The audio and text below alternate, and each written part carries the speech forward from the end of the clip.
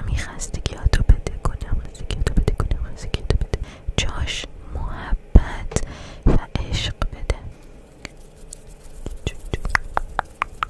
خورشید همیشه پشت سرته، من همیشه هوا تو دارم، تو برای این دنیا خیلی مهمی.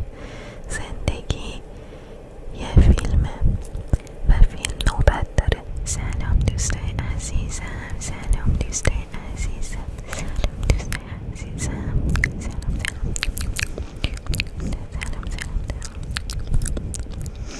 سلام سلام، خوش اومدی به این ویدیو. امشب میبینم که خیلی خسته و نه فقط خسته فیزیکی، درکت میکنم. من اینجا که بهت یادآوری کنم که تو خیلی مهمی، تو خیلی خیلی مهمی، خیلی میخوام بدونی که توی آدم خاصی که روزی که به دنیا اومدی دنیا تصمیم گرفت که بدون تو نمیتونه زندگی کنه. خیلی دوست دارم، من تو رو خیلی دوست دارم، دنیا تو رو خیلی دوست داره، دنیا تو رو خیلی دوست داره، این جهان به تو نیاز داره. بیا یه کمی خستگیاتو بده کنم، تو پیش من امنی، تو پیش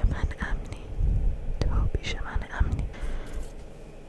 حالا من دوتا چیز خیلی جالب دارم.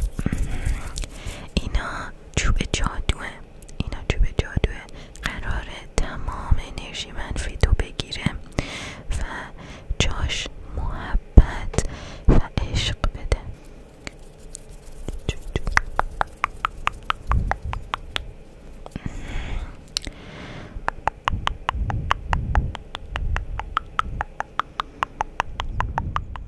بذار یه سری چیزا رو بهت یادآوری کنم.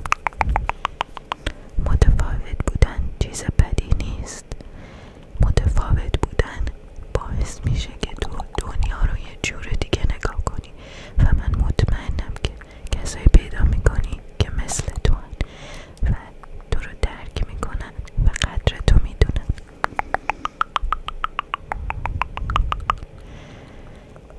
خورشید همیشه پشت سرت،